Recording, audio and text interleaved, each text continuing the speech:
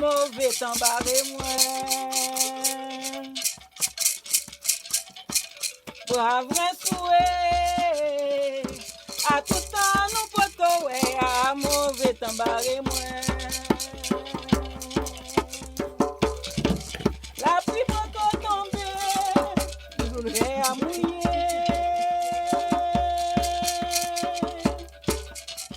La pluie peut tomber, terre à glisser là-haut, brave guédé.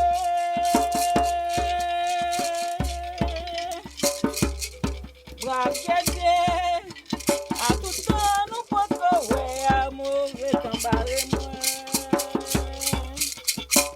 La pluie peut tomber, terre à mouiller. La pluie peut tomber, terre à glisser là-haut, brave guédé. Guédé, mais l'argent. Moi, je pas où l'argent pour garder une fois pour moi, guédé. Brave guédé, allô vie. Brave mes souhaits, allô vie. Ça pas qu'on a guédé, oh, mais guédé.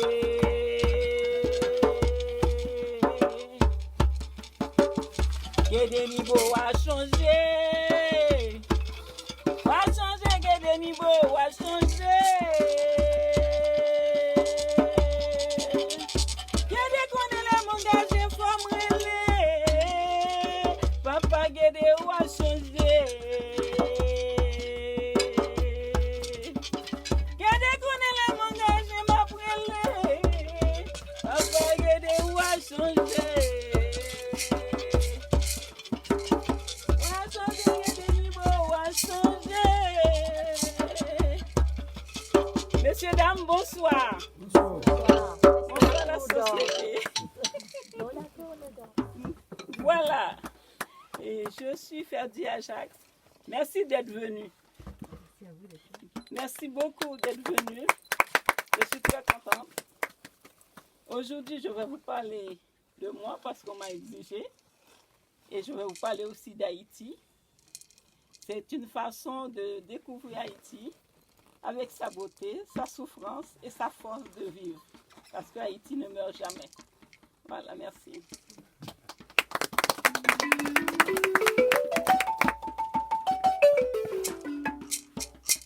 Je vais chanter encore. Il y a une compatriote à moi qui a fait une chanson phare qui s'appelle Papa Guédé Bel Garçon. Comme dans l'anthologie, je parlais de mon ego d'amour qui est là. On parle de la beauté.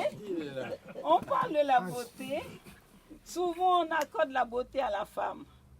C'est bien d'accorder la beauté à la femme, mais la beauté ne veut pas dire aussi qu'on est des idiotes. Sois belle et tais-toi. Et les hommes sont beaux aussi. Et mon époux est beau. On a eu des beaux enfants. On a vieilli. On a plus de 30 ans de mariage. Hein. Ça ne se voit pas. Et on a vieilli. On est grands-parents 4 fois. Mais on est resté jeunes et on ne bouge pas. Hein? Monsieur Sinda a dit, c'est mon jeune mari. Oui, on est jeunes tous les deux. Et pourtant, il a fait 40 ans de carrière. Hein? Ministère de la Culture. J'ai la carte là, il est retraité du ministère après 40 ans de trajet. Alors, ce n'est pas un jeune. Hein? Voilà la carte, retraité du ministère de la Culture. Voilà, pour commencer, je parle de lui parce que dans le livre, ça parlait de lui avant moi. Ah, je règle les comptes. Voilà. Et on a fait le tour. Voilà, je suis Ferdi Ajax. Je suis poète. On va dire que je touche à tout. Comme je vous ai amené des documents. Et je peins aussi. Ce n'est pas parce que j'aime toucher à tout. La peinture est venue à moi pour cas de force majeure. Parce que moi, dans la vie, je suis gauchère. Et à l'époque, les gauchères étaient mal vues. J'avais vraiment du mal à utiliser ma main droite. Et j'ai une grande sœur qui qui était très intéressée à l'enseignement. Avant même d'aller à l'école, c'est elle qui nous apprenait à lire. Par la suite, elle est devenue institutrice, professeure, et après, elle a travaillé en Haïti à l'Éducation nationale. C'est la seule qui n'est pas partie. Elle est restée, elle a dit, bon, elle voulait être utile à Haïti. Bon, je pense que c'est fait quand même quelque part. Et ma soeur a dit à mon père, tu sais, elle n'arrive pas avec les crayons, donne-lui des pinceaux. Et c'est comme ça que j'ai commencé très tôt, mais aussi loin qu'un enfant peut tenir un crayon, j'ai commencé avec la peinture. C'est pas une envie de peindre qui m'est arrivée très tard. J'ai toujours peint. Et la poésie aussi, moi, je suis sensible à la langue. J'étais en Avignon il y a 2 ans, j'ai écouté une jeune fille parler allemand. J'étais très, très touchée, très, très enivrée, éblouie par cette langue. J'ai dit un jour, je vais parler. Eh bien oui, oui. Alors, comme en dehors de la langue créole qu'on utilise beaucoup en Haïti, les Haïtiens sont très francophones et francophiles. Et j'ai commencé à faire des petits poèmes très tôt. Très tôt, avant même de comprendre les figures de style, parce qu'il y a des poètes sans métaphore. Avant de commencer de comprendre les figures de style, je faisais des petits ce que je peux appeler, comme disait pourrait dire Édouard Glissant, et des petits récits poétiques qui étaient pas des poèmes. Mais très tôt, moi, j'avais un père qui était ingénieur et qui aimait aussi la culture, la chanson. Et très vite, il commençait à m'orienter, à me corriger, à corriger mes petits poèmes.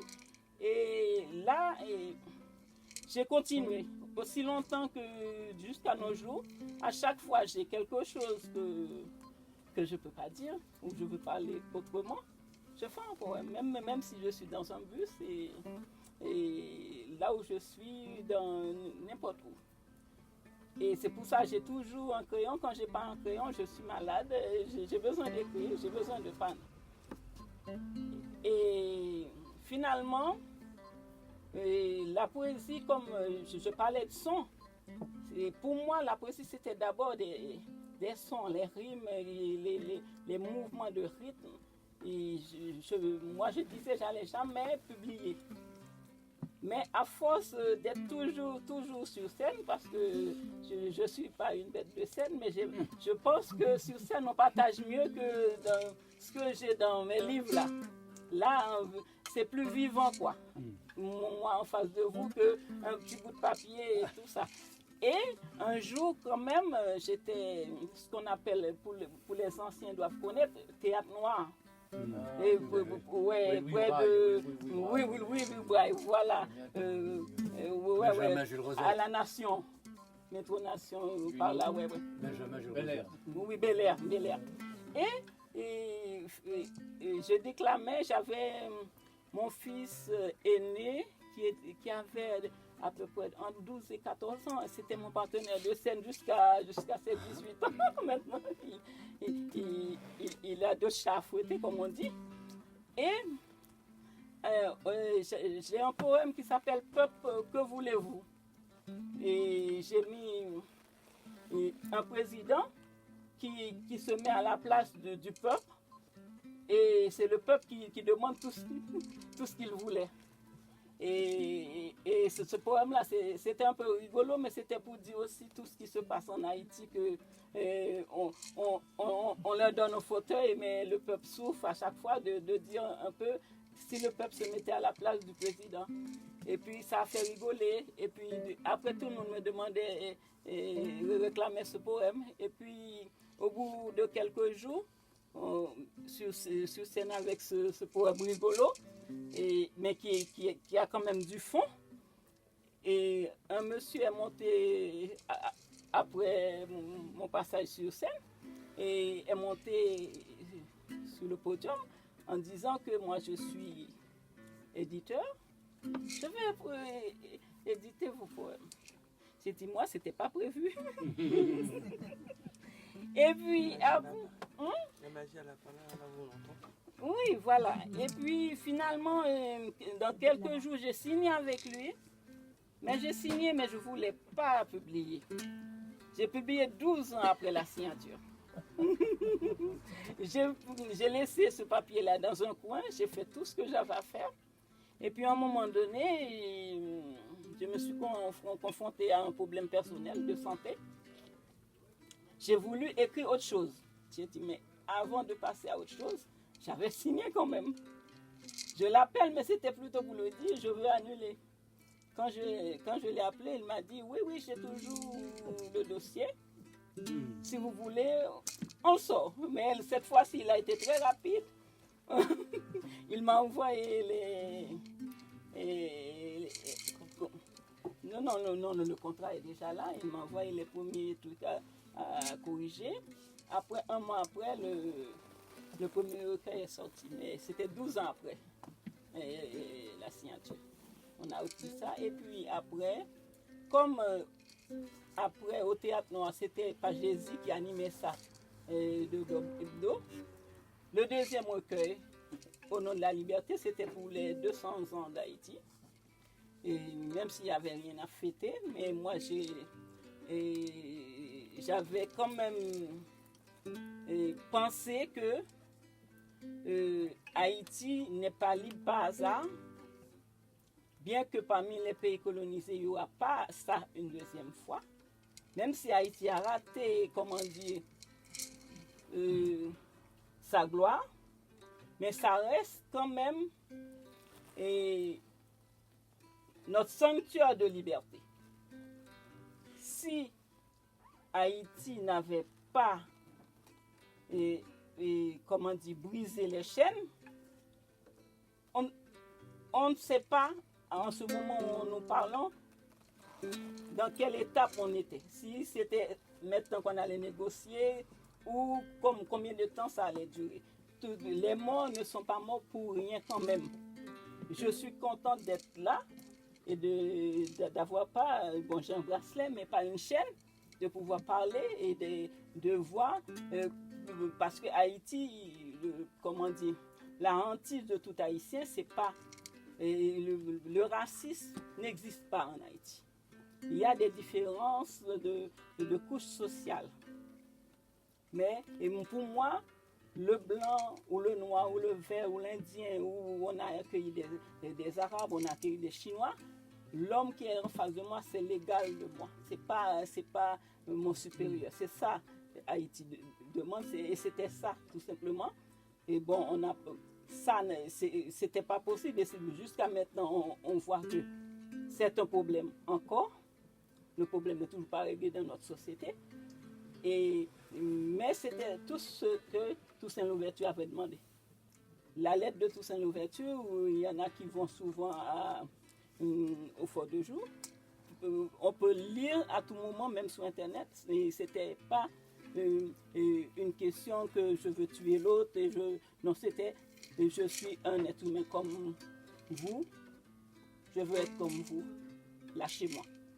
Et ça, c'est comment dire, c'est une simple demande pour tout être humain, quoi. Ça devait même pas, on ne devait même pas avoir à le demander, voilà. Et puis après,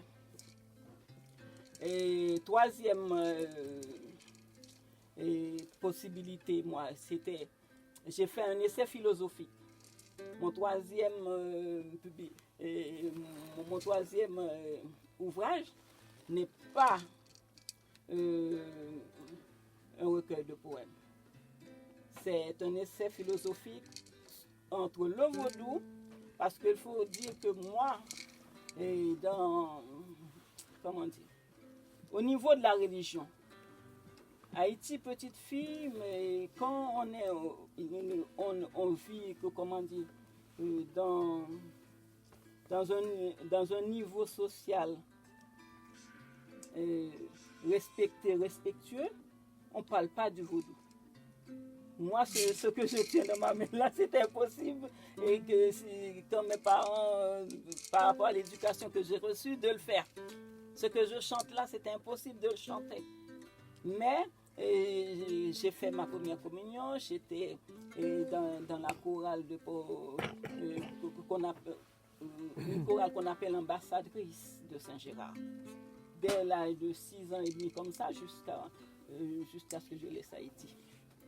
Pour moi, j'étais très très proche dans la religion catholique.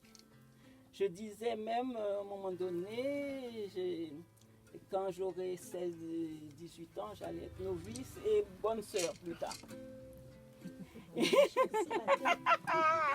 et comment dire, ce côté très très très proche de la religion m'a beaucoup questionné. En arrivant ici, la religion catholique ne m'a pas intéressée par rapport au passé, par rapport à l'esclavage même. Et je me suis convertie dans l'évangélisme et tout ça. Là aussi, j'ai pas compris, j'ai vu c'est une histoire d'argent. Pardon, mais est-ce que Dieu n'est pas argent. j'ai toujours pas compris ce monde-là de la religion. À un moment donné, je me suis questionnée, qui suis-je? Qu'est-ce que le vaudou a fait dans notre passé? Quelle est la relation entre la religion dite chrétienne et cette religion qu'on ne veut pas? Parce qu'il faut dire, même au moment maintenant là, il y a au moins 3 décrets interdisant le vaudou. Le vaudou, on le fait en Haïti, mais si on prend la loi, c'est toujours interdit. Cette loi-là, ces 3 décrets n'ont pas été enlevés du tout. C'est ce que veut dire, même si aujourd'hui les Haïtiens chantent librement le vaudou, c'est toujours clandestin aux yeux de la loi. Alors moi, je me suis questionnée vraiment. Je me suis dit, mais pourquoi mes parents ne voulaient pas que j'aille dans l'ancrage du vaudou? Si Haïti est là, je pense que le vaudou y est plus beaucoup. Les femmes aussi, mais le vaudou, ça c'est une autre histoire. Et une fois j'étais en Haïti, je suis sur une radio, je chantais du gospel. Et l'animateur m'a dit, mais est-ce qu'il avait mis un morceau folklore comme ça, j'écoutais. Mais il m'a dit, mais tu connais cette chanson? J'ai dit non. Il dit, mais pourquoi tu chantes pas du folklore, du vaudou? Tu as les yeux du vaudou. J'ai dit, ah bon? J'ai dit, ah bon? Il m'a dit, bon, ça, moi, si je te laisse comme ça, je ne vais pas me sentir dans mon rôle d'animateur, de journaliste, d'éducateur de la, comment dire,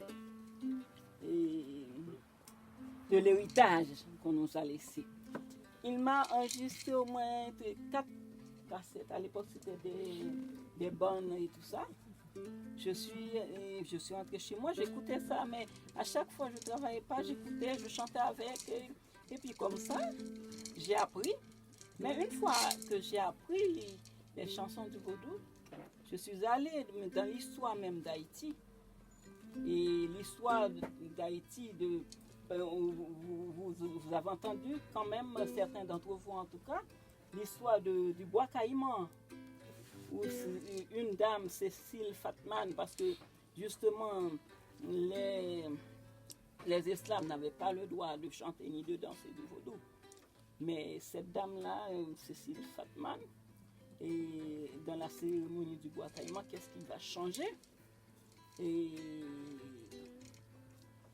elle va entrer en transe. Elle rentre en transe, elle chante du vaudou. Et c'était un wall cake. Un cake wall, c'est des concours organisés par les plantations, par les maîtres, pour pouvoir vendre les esclaves. Les esclaves dansent, mais pas dans le but d'être choisis, d'être achetés. Et elle commence à danser et elle rentre en transe. Quand elle rentre en transe, son maître est fâché, son maître a été tué en sacrifice. Et un autre jeune homme, Jean-Baptiste, qui s'est présenté aussi, il y a 2 sacrifices du bois caïman. Et après le bois caïman, et l'histoire d'Haïti a connu que des révoltes jusqu'à l'indépendance.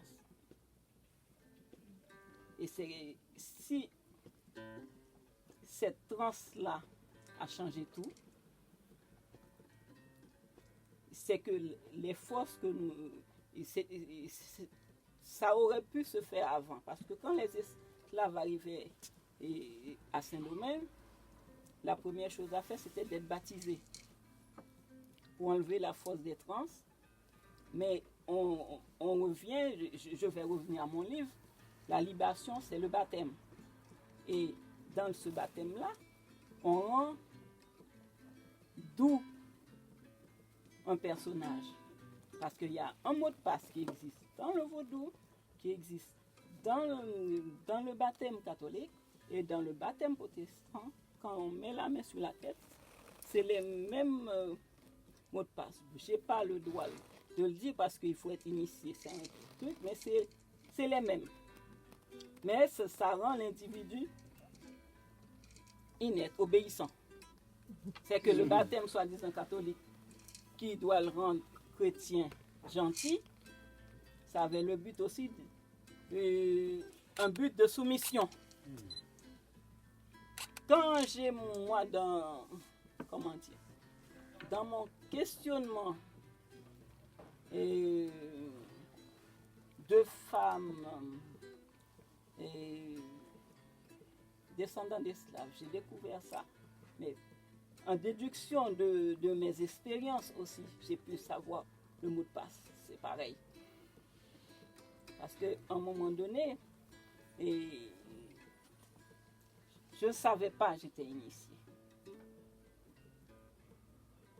Parce que pour être initié, c'est à la naissance.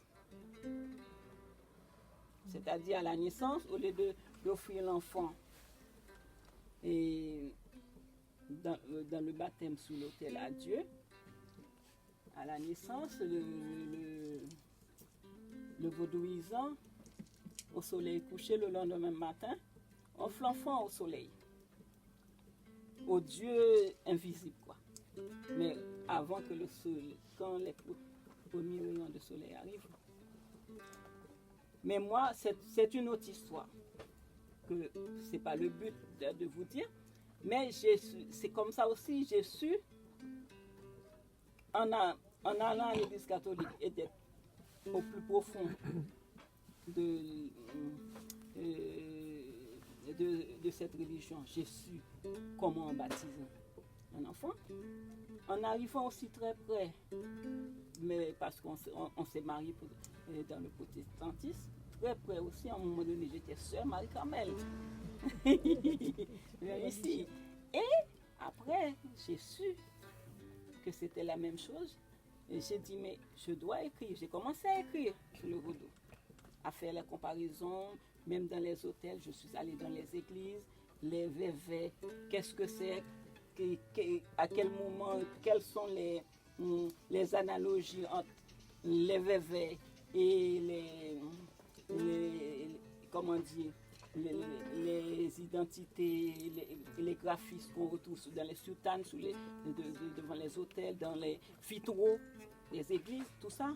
Cette comparaison-là, j'ai commencé à écrire là-dessus. Mais je me suis dit, à l'époque, je n'étais pas encore universitaire. J'ai dit, si j'écris ça, parce qu'on attribue tout de suite quelqu'un qui parle du vaudou comme quelqu'un d'illettré. Ouais. Non, mais même à Haïti. Hein. Haïti, les intellectuels, mais même s'ils vont regarder la voyance et tout ça, ils vont en cachette. Non, il passe pas derrière, par la petite porte de derrière, c'est réservé aux gens illettrés qui... Ah ben oui. Et c'est pour ça aussi, tu as vu, les intellectuels n'ont même pas vu. Un vaudouisant sait lorsqu'il va pleuvoir. Un vaudouisant sait lorsqu'il va avoir une catastrophe. Et les intellectuels n'ont rien vu. Mais on veut être intelligent, on est intelligent, voilà. Et qu'est-ce que je disais encore? Voilà. J'ai dit, si je sors le livre tout de suite, on va dire c'est parce que je suis pas... j'ai pas fait les hautes études et tout ça. J'ai attendu après ma licence pour sortir le livre. Là, on pouvait pas dire que... On pouvait dire... J'ai fait, comment on dit, j'ai fait une thèse sur Samuel Beckett. On pouvait pas dire que c'est parce que je sais pas étudier, c'est parce que je suis bête que j'écris sur le vaudou. Et je pouvais répondre aux questions.